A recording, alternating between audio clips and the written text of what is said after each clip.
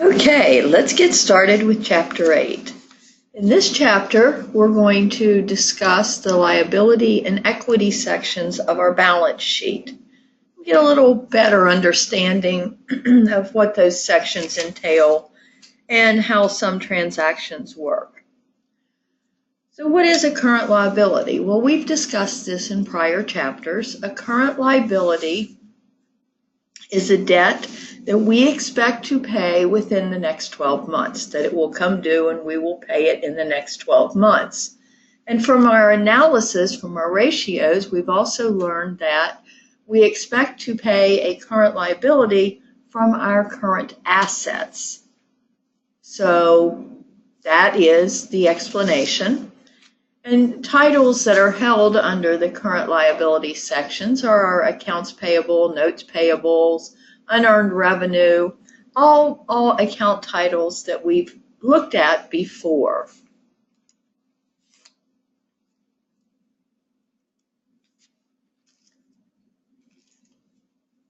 To be classified as a current liability, yes, a debt must be paid within A or B, whichever is longer. It's unusual to have an operating cycle that's longer than 1 year, but there are those exceptional cases. What's a notes payable and how does it differ from an accounts payable? Accounts payable are informal means of financing purchases for a short term.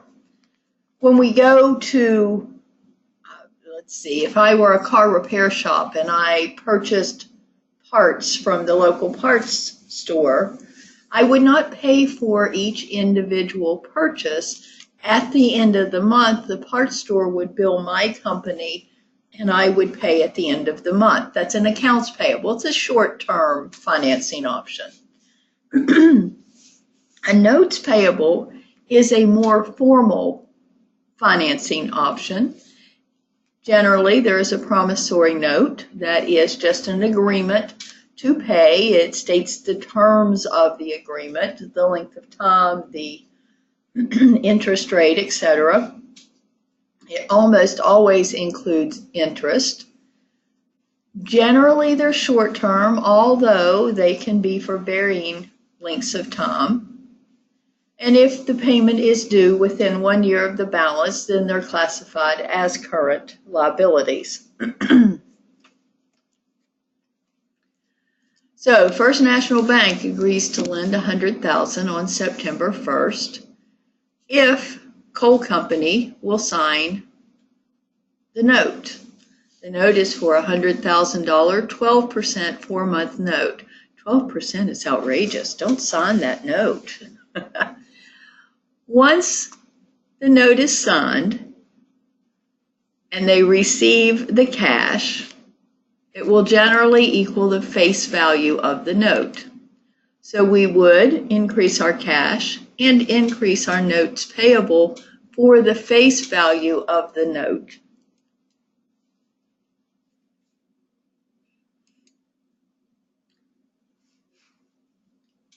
Now, we need to recognize interest at the end of the year of the company. So our interest would be recorded as follows. Do you remember how to calculate interest? We want to multiply principal times rate times time. And the time for this was 4 months, so it would be 100,000 times 12% times 4 divided by 12 to equal $4,000 in interest payable. The other half of that entry would be interest expense. I want you to note that we have a separate liability account for the interest payable. It is not added to the note payable. That is left at its face value. On January 1st, the note has matured and we must now pay both the face value and the interest payable. And if you look at our balance sheet example, our spreadsheet example here, you'll see We have the $100,000 in notes payable and the $4,000 in interest payable. So we would write our check for $104,000, thereby reducing our cash. We would reduce our notes payable by the $100,000 and our interest payable by the $4,000. There is no effect on the income statement in this entry. It does affect our cash flow, of course. Sales tax payable.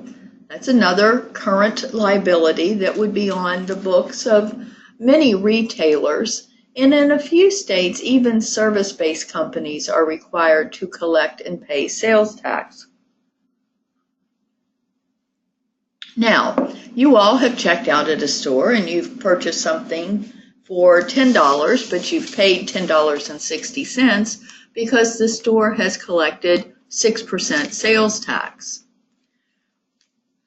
When we record revenue, we do not want to record the sales tax as part of our revenue because it's not money we've earned.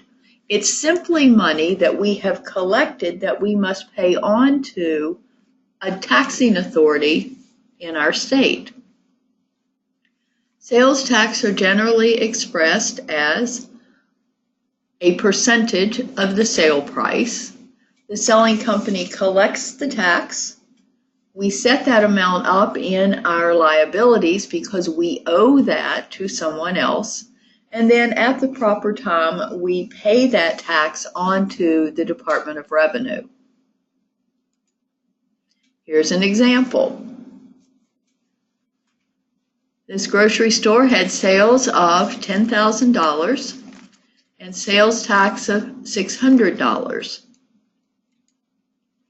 We would increase our cash by $10,600, our sales tax payable by $600, and our revenue by $10,000.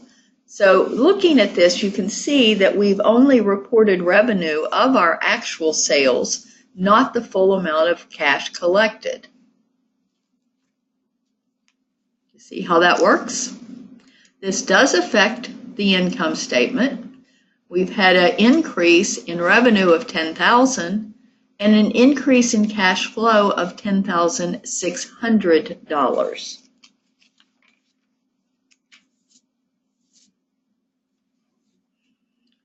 So the store is merely collecting the sales tax to pay on to another entity.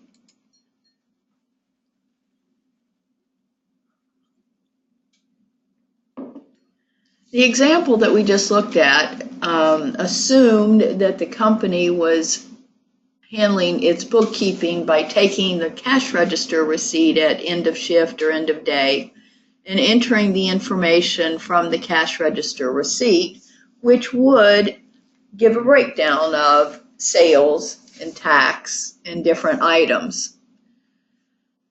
I'm not sure why we have this particular slide, but in the case of a company that does not separate the sales tax from the actual sales, there is a method of being able to determine from the total dollars collected what the sales tax amount was. You can divide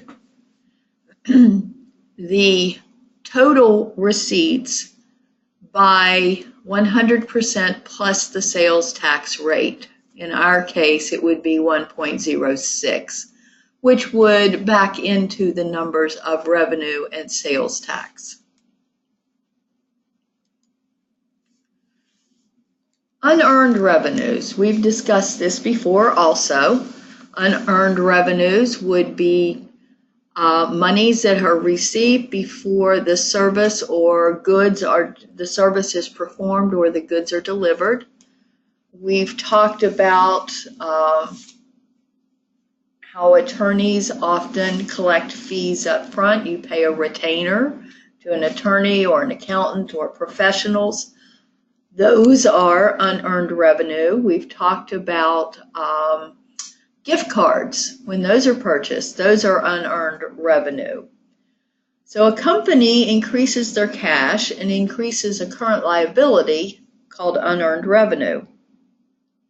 We know that until the time that the service is performed or the goods are delivered, that the company in effect owes that person back the money that they have spent in the event that the transaction is never completed. When the transaction is complete, we then move dollars from the unearned revenue account and we increase our revenue account. We looked at that a little more in depth when we were looking at adjusting entries in chapter 4, I believe.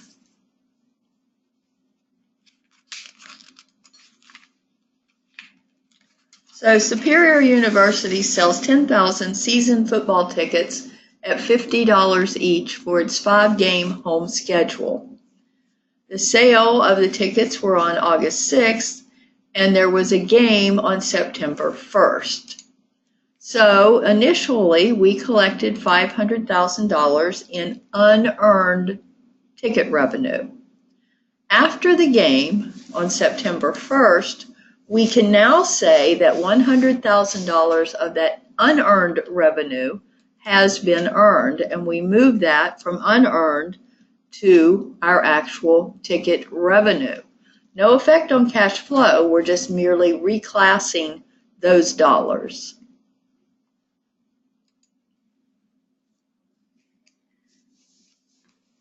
Current maturities of long-term debt. Does that make sense? My car loan is for 60 months. That's long-term. That's longer than 1 year, right? Stop and think about it. In the next 12 months, every month I have a car payment due. So that's short term. So there is always a short term, well, I shouldn't say always. There is almost always a short term portion of any long term debt, particularly those that you are making payments on, whether it's monthly, quarterly, or annually. In this case, Windy Construction issues a 5-year interest-bearing $25,000 note on January 1st. Each January 1st, Windy should pay $5,000 of the note. When the company prepares financial statements, what should be reported as current and what should be reported as long-term? Well, the current portion is and will remain $5,000. The long-term portion will be $20,000 until after we make a payment, and then it will go down accordingly.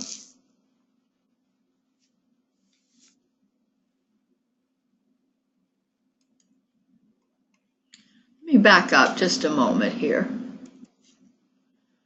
When Wendy makes her first payment, she's going to make it against the long-term portion of the liability because we will continue to have the short-term portion.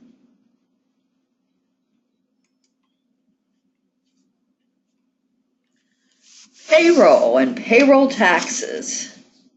If you work, you know that if you make $10 an hour and work 40 hours in a week, your paycheck is not for $400. There's all those pesky little things that they take out of your paycheck. All the taxes and any other deductions. And you get what's left over at the end. It's kind of sad, isn't it? It would be much nicer if we got the full amount of our hourly rate. And payroll pertains to anybody that gets paid from the company, whether it's salaries or wages or even part-time or full-time. There's no distinction.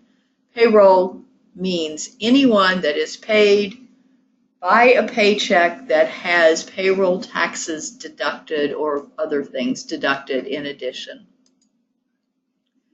When the company writes payroll checks, just like with sales tax, the taxes that are deducted from your paycheck are not kept in the company. They are merely collected and then paid on to other authorities, taxing authorities or unions or whatever deductions have been withheld. The company is merely acting in trust. We are taking those monies from your pay and then paying them on to the authority that they belong to. When we record our first entry, we're going to record it as follows.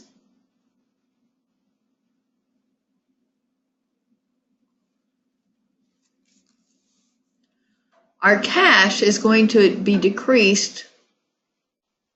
Well, our first entry, let's go for the first entry. We're going to record our payroll. You'll first see that at this point, no cash is decreased. We're not paying the cash, we're merely setting this up to pay. We have, let's start over here at our expenses, the full payroll, our full gross pay of $100,000. Our net pay, the actual amount that our employees will get, is only $67,564. Well, we know our entry, each line must balance, and this is how it balances. In addition to setting up our salary, wages payable, we'll also set up the other payables that have been deducted from the paychecks: state income tax, federal income tax, our FICA tax. These four items, if we add these up, would equal the $100,000 in payroll expenses. Did you follow that? Then in transaction 2, we actually write the paychecks, which decreases our cash, and we decrease our salary and wages payable. So this is where we have the cash flow.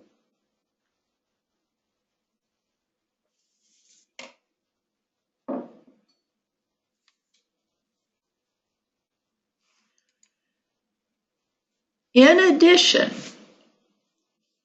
to the taxes that are deducted from our employees' pay, the company has payroll taxes that it pays also.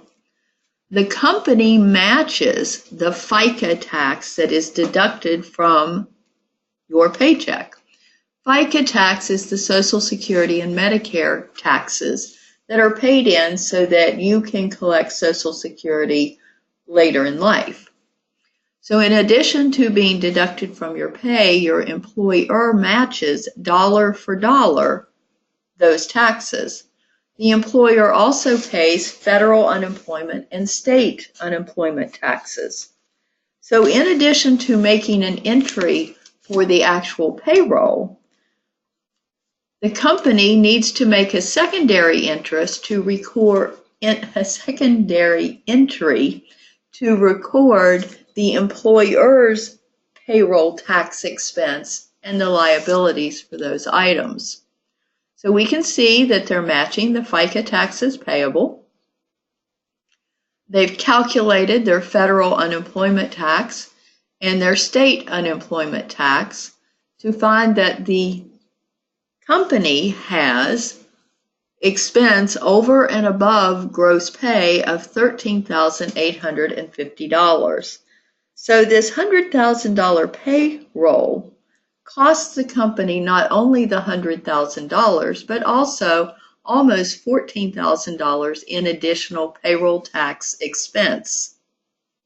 When the time comes to pay these liabilities, then we'll reduce the liabilities and reduce our cash.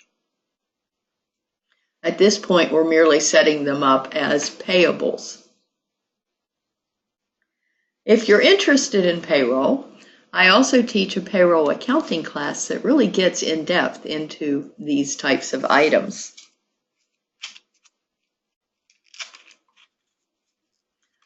Bonds. What are bonds and why are we talking about them?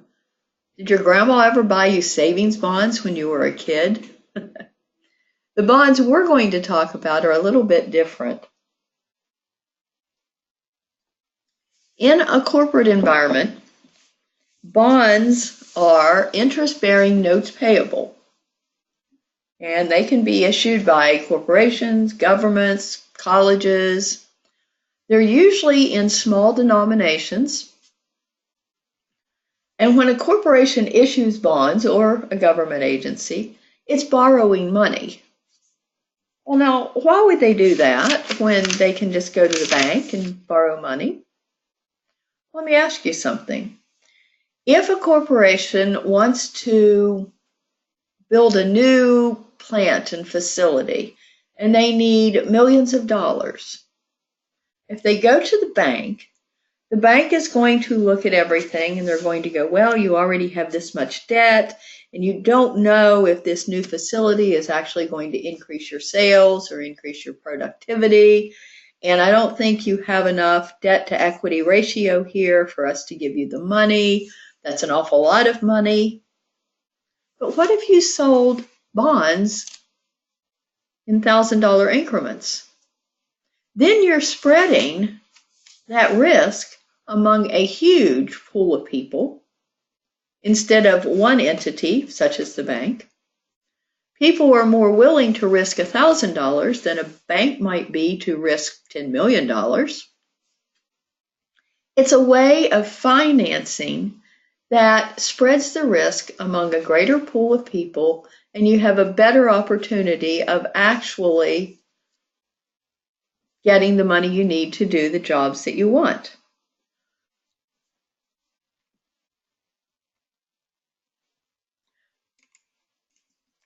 Bonds are issued as a certificate. They're issued to the investor, and the face value on the face of the bond, very similar to a promissory note. It's the face value, the maturity date, and the interest rate. The face value is what the company must pay back to the investor when the bond matures. The date, the maturity date, is the date that payment must be made, and the interest rate tells you how much money you will receive on an annual basis. Many people buy bonds because it's a steady stream of income for the life of the bond.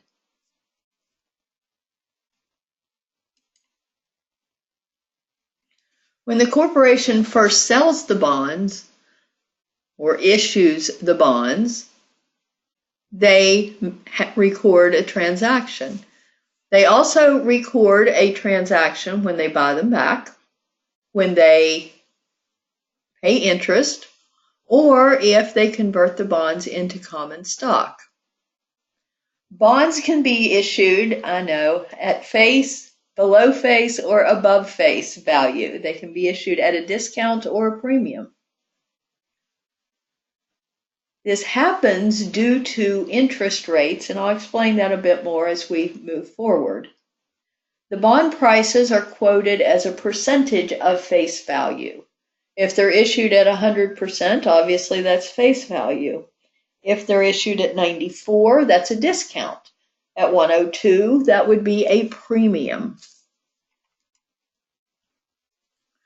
So, Dever Corp issues 100 5-year 10% $1,000 bonds dated January 1st, 2017 at 100%.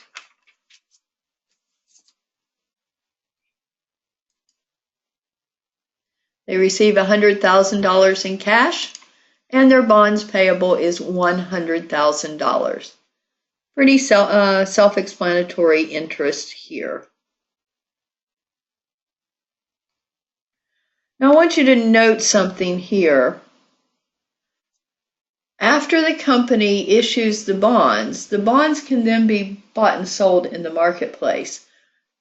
But the company makes no entries in their books after the initial sale of the bonds. Bonds don't affect net income. This is creating a liability. We're borrowing money.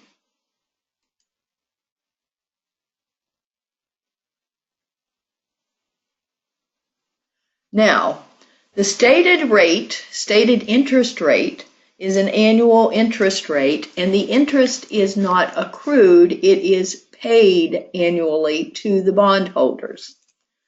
So the bonds had a 10% stated value, and that money is due to be paid on January 1st. So at the end of the year, we make an adjusting entry to recognize the $10,000 of interest expense that has been incurred. We increase our interest payable and our interest expense. An increase to an expense account, remember, decreases retained earnings. When we pay the interest out on January 1st, we'll decrease our cash and decrease our interest payable.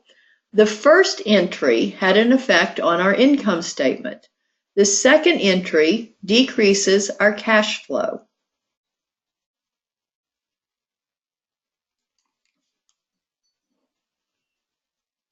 Issued at par, discount, or premium. Oh my, what words we're going to learn here.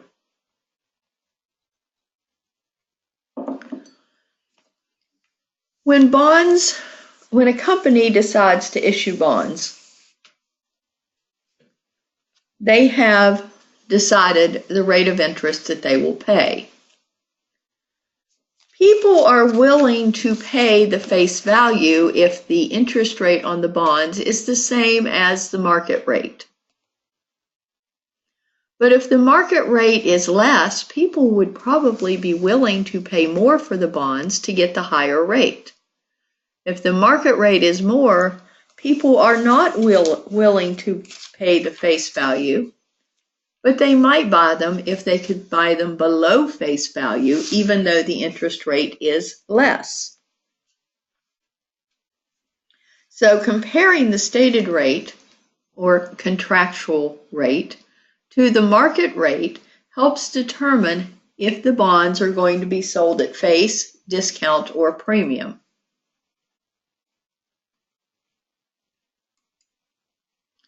So, as we just mentioned, if the market rate is less than, they'll sell at a premium. Same as, they'll sell at face. And more than, they'll sell at a discount.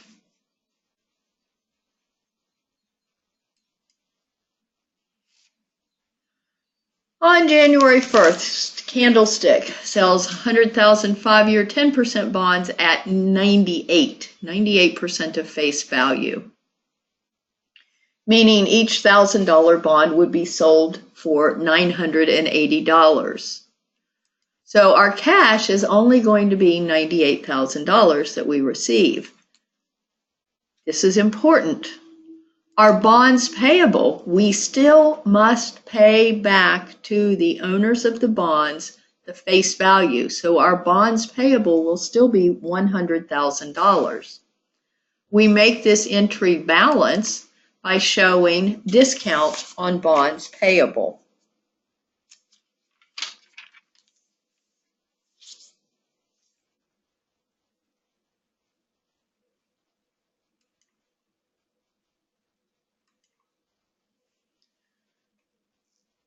When we present this on our balance sheet,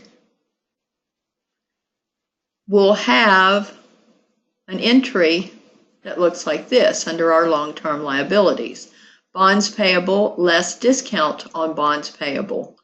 What kind of account is discount on bonds payable?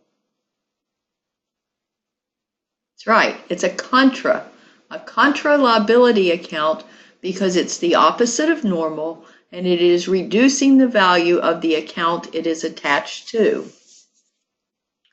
If you sell the bonds below the face value, the total cost of borrowing is going to be more than just the interest paid. Now, remember, initially we sold them for face value at $100,000 and we paid $10,000. What do we pay in interest? $4,000 in interest each year? No, $10,000 in interest each year. And they were 5-year bonds. So our cost of borrowing $100,000 would have been 10,000 times the 5 years, or $50,000. But now we have to pay back not the 98,000 we received, but the full 100,000. So our cost is going to be $50,000 for the interest, because we're still paying interest on the face value, plus the additional $2,000 that we must pay back that we did not receive. So our cost of borrowing the money is more than the interest that we're paying. And here's an example of this.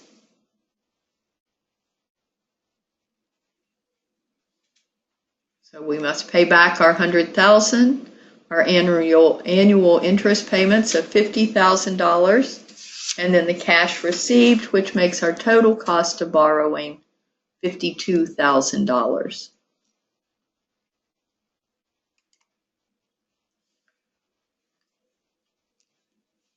We have to do something with that $2,000 discount that's on our books. So we allocate that to expenses in each period. The bonds are amortized. Do you remember that word from the previous chapter when we amortized our intangibles? Amortization is always calculated straight line. And we record that as part of our interest expense each period. So the interest expense that we will record each period will actually be more than the actual interest paid out. So as we're paying our interest, the discount on the bond premium will decline.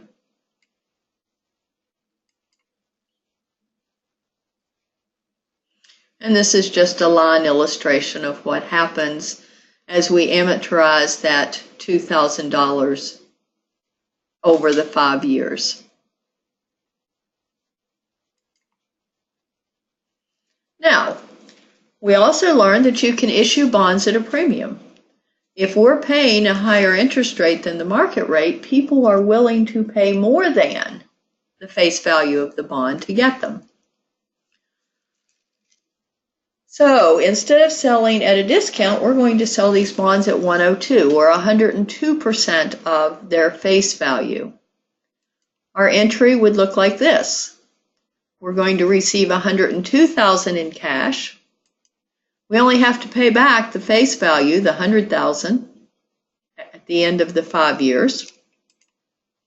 And we have a premium on our bonds payable of $2,000.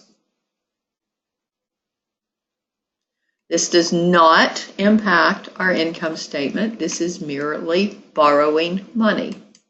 It does impact our cash flow.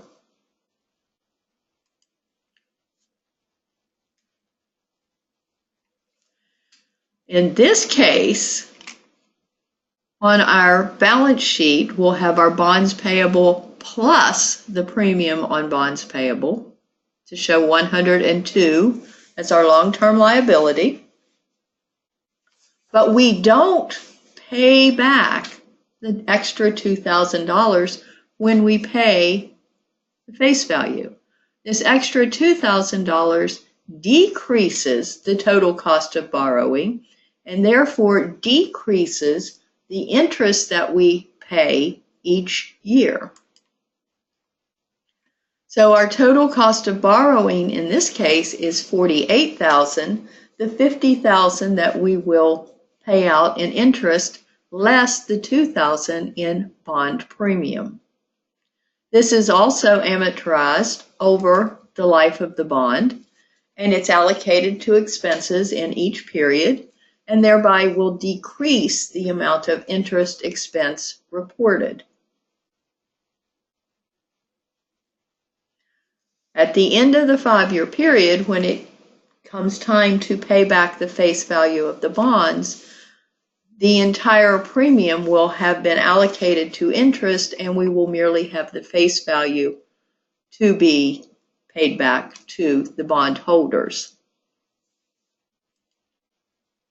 And again, a line illustration of how that works.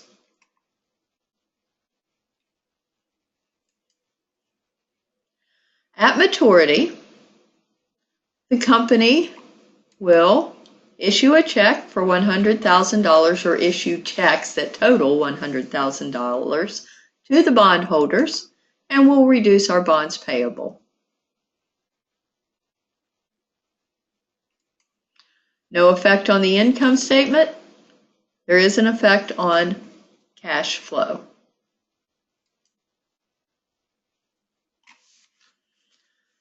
So that's talking about borrowing in different forms, short term, very, very short term, such as accounts payable, longer terms with notes, and long-term borrowing with bonds. And a company uses financing to help finance the company. Debt financing is what we have been talking about. Now we're going to talk about stock, which is equity financing.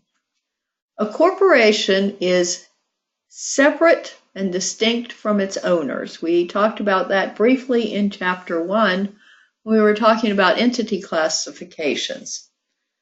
A corporation can be not-for-profit or for-profit. It can be publicly held or privately held. Publicly held corporations are traded on the marketplace. Privately held corporations generally have few owners and the stock is not traded on the marketplace. My company is a corporation. There are 4 owners in the corporation. In mine.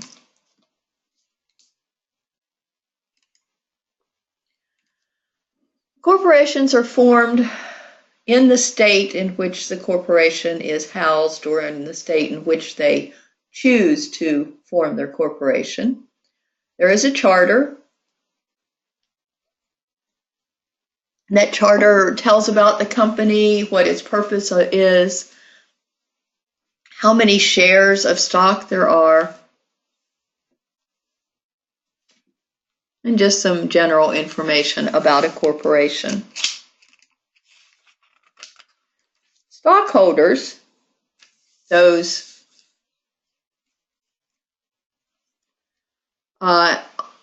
get to vote. They have certain rights. They get to vote on the board of directors and on any other actions that might require their approval. And they can share in the earnings through the receipts of dividends. We've talked about dividends before in this course. Dividends are merely a way of paying back to the owners of the company some of the profits of the company. It should be understood that particularly common stockholders are not required to be paid dividends.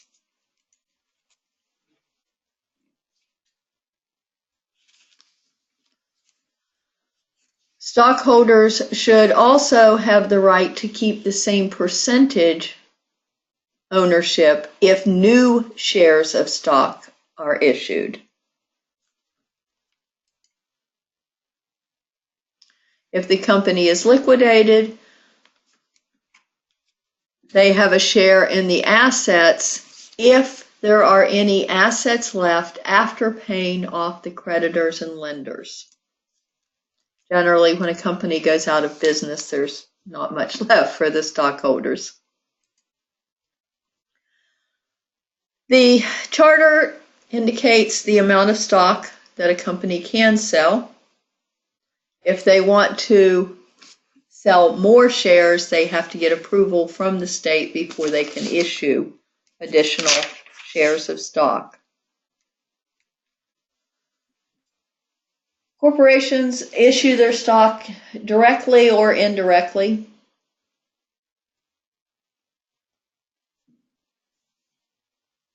The direct issue is generally in small corporations like mine, and in publicly held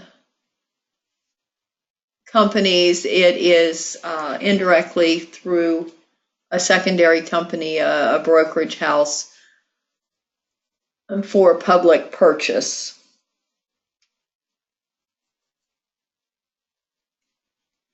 Do any of you own stock?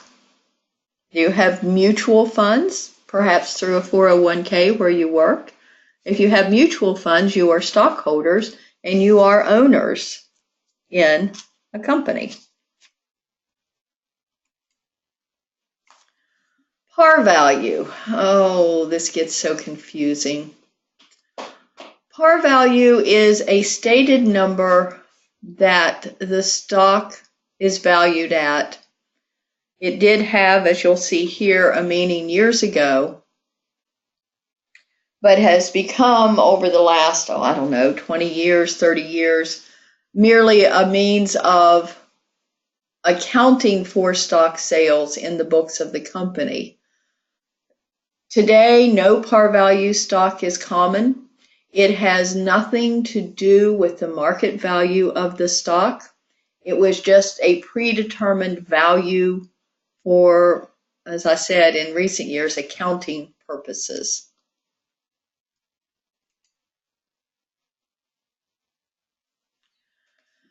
Paid-in capital is the amount of money paid in through the sale of stock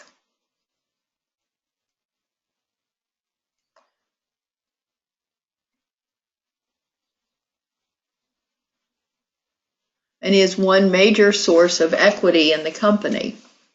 Retained earnings, and you know what retained earnings is. Retained earnings are all the profits and losses less dividends paid of the company to date. So that's the other source of equity in a company.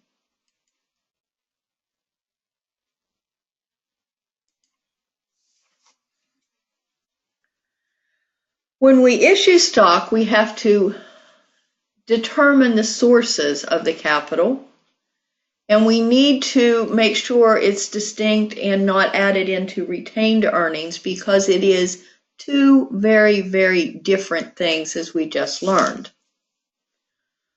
So issuance of stock affects only the paid-in capital accounts. It does not affect retained earnings. Yes, I know. Dividends, which is attached to stock, affects retained earnings. But that's because we're paying out the profits of the company, not because it has anything to do with the paid-in capital. So this company issues 1,000 shares of $1 par value common stock. It is recorded as follows: $1,000 common stock. That's pretty simple.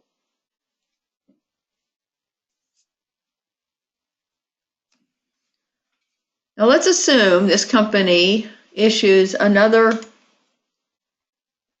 $1,000 or 1,000 shares of stock, but this time people are willing to pay $5 per share. Well, what do? And this is where that par value came into use for accountants in years past. We record the $5,000 that the company received from selling the stock. We record $1,000 in common stock because we record the sales at par value, and the difference we record in paid-in capital in excess of par value.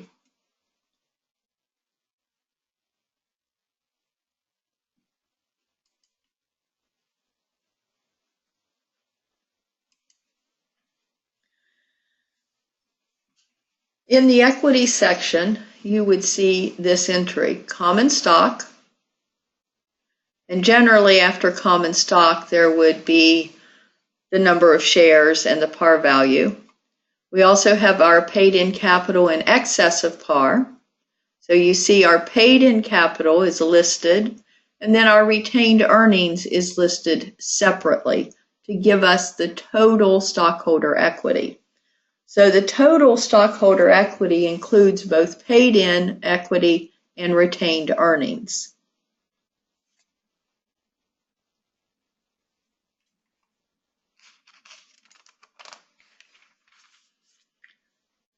Preferred stockholders have some differences to common stockholders.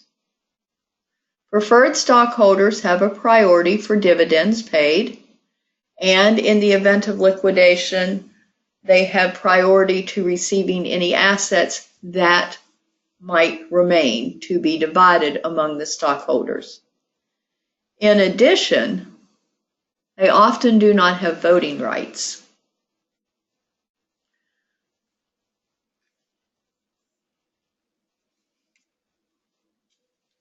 Stock accounts or paid-in capital accounts should differentiate between common and preferred stockholders.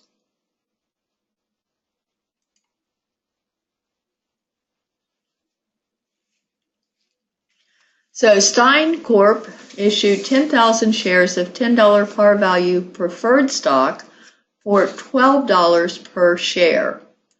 We record it as such. We received $120,000 in cash. Our preferred stock was $100,000, and our paid-in capital in excess is $20,000. Our cash flow is affected, but there is no effect on net income. And as with common stock, preferred stock may have a par or no par value. Dividends.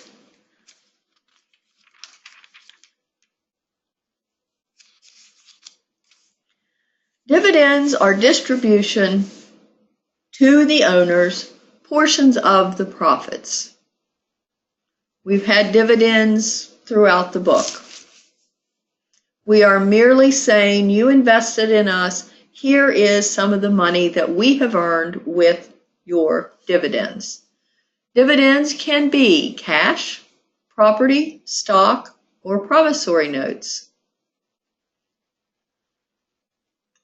Dividends are generally reported quarterly,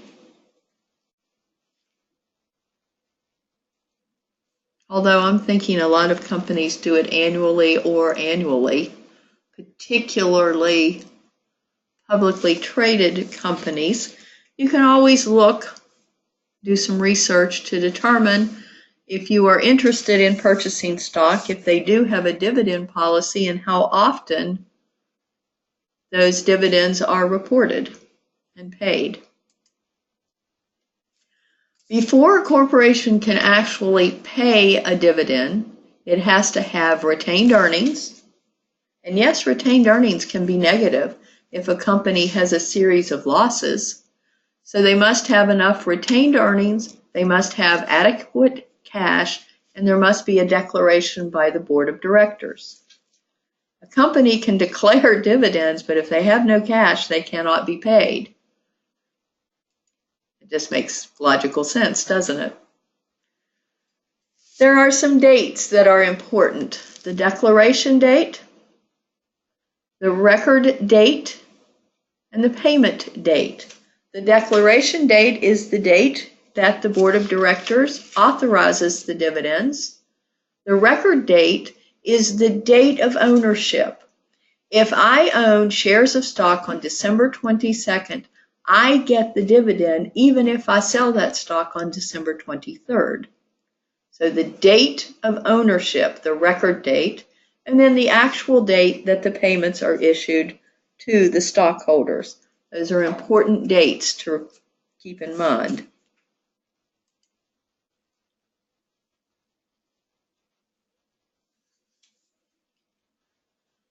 On December 1st, the directors declared a 50-cent per share cash dividend on 100,000 shares of $10 par value common stock.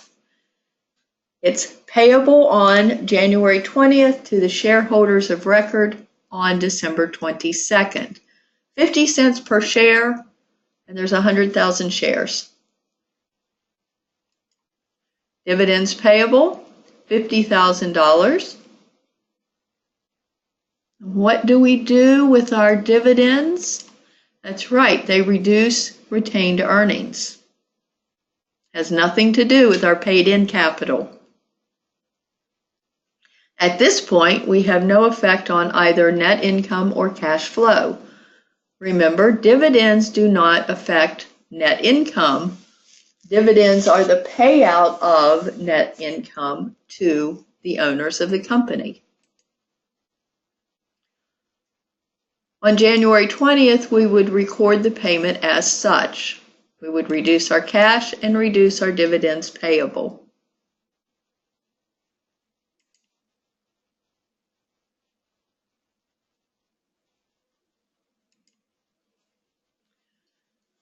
Preferred stockholders have the right to receive their dividends first.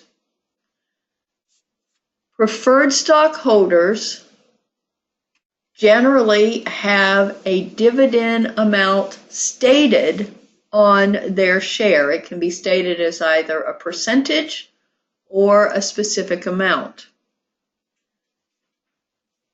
Preferred stockholders can be cumulative. Not necessarily, but can be cumulative, meaning if I don't pay dividends this year, next year I must pay not only the prior year dividends to the preferred stockholders, but also the current year dividends before any common stockholders receive dividends.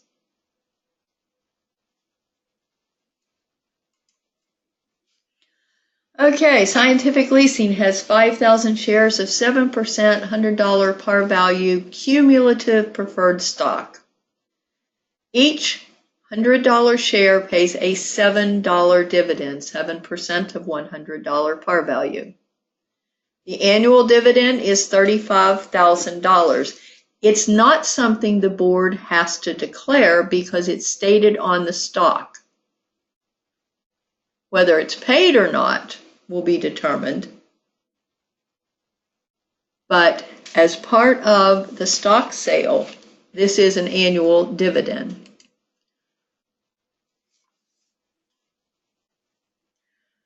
Dividends have not been paid for 2 years. So the preferred stockholders, the year that the next dividend is declared, the preferred stockholders get first receive the first payouts. Remember, the board declares a dollar amount of dividends, and then how it's divvied up is determined by the type of stock sold, the ownership, and the preferences on the stock. So the board has declared dividends this year.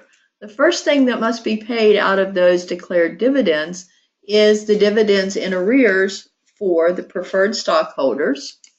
The current year, so $105,000 of whatever has been declared will be paid first to the preferred dividend holders.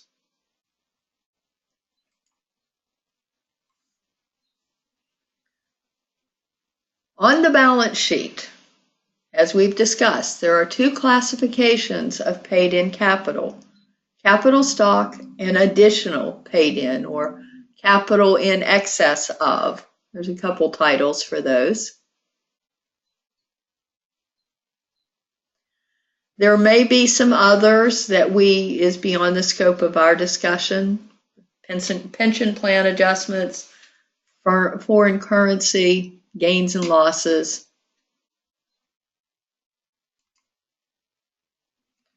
So as you see here, in our equity section, we have our paid-in capital, our capital stock. We see that there is some information. 9% preferred stock. Remember what that means? $9 dividend per share. It's cumulative. 10,000 shares have been authorized, but only 6,000 shares have been issued and outstanding, meaning they still have 4,000 shares that they could sell. Our common stock, no par value, 500,000 shares authorized, 400,000 issued, 390 remain outstanding. And if we look down here, we'll see the other 10,000 that were purchased back as treasury stock. We see our additional paid-in capital. So we have our total paid-in capital, and we have our retained earnings. This has become quite a bit more complicated than our very first balance sheets, hasn't it?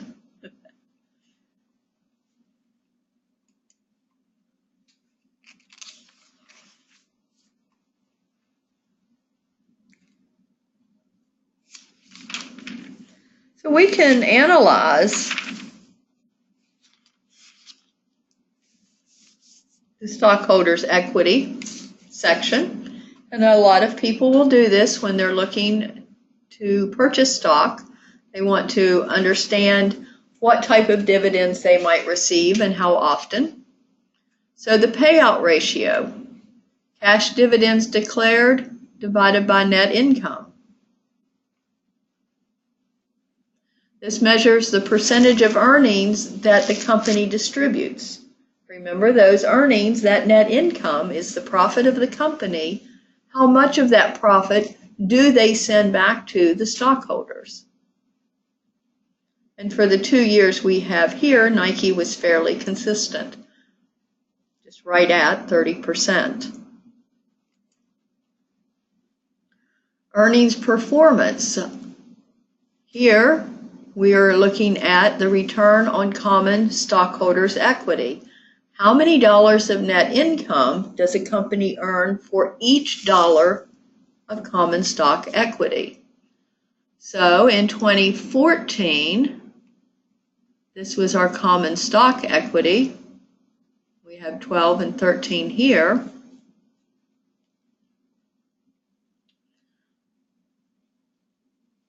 So we're going to take our net income less any preferred dividends and divide that by the average stockholders' equity. And we can see that that is 23 and 24%.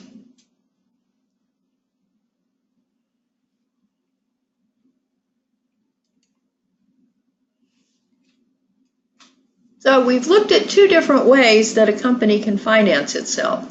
Debt equity, sell bonds, get a loan, short-term financing, or equity financing, sell stock. There's good and bad to each. Bond financing, stockholders are not affected. There's no additional ownership in the company, no voting rights. Some tax savings because we get to write off our interest. And your ratios for stockholders analysis would probably be higher because those ratios are not affected by debt financing.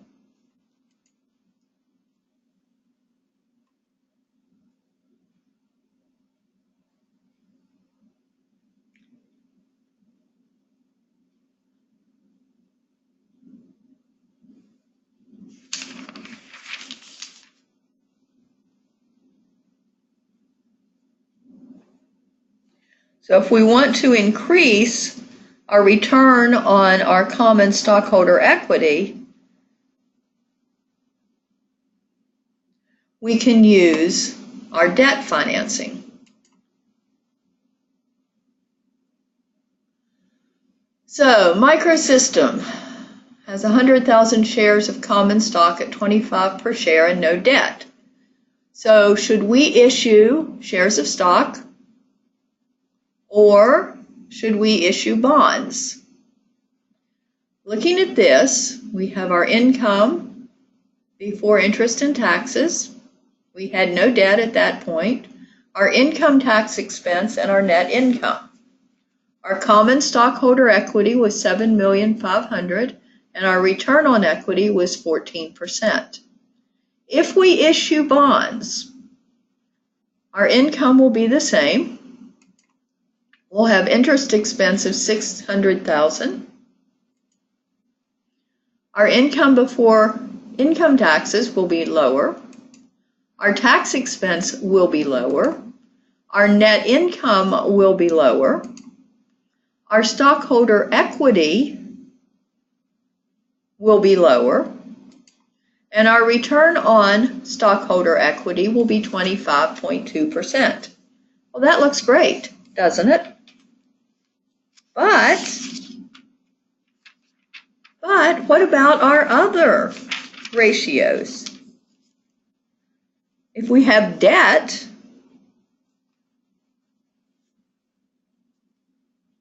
it reduces our solvency. We have fixed payments that we must make over that period of time. We have to look at our current ratios. We must look at our other debt to income ratios. So it's not just one item that we must look at. We must look at the bigger picture to see which we would rather do. If we issue stock, we may find someone has majority interest because they've purchased all the new stock that we issued. And there might be a takeover from another company. If we issue bonds, we have to be able to repay those bonds. There's a host of questions. This is not a decision that you can make by simply looking at one particular slide. This just gives you a step in making those decisions. And with that, we are at the end of Chapter 8. If you have questions, please let me know.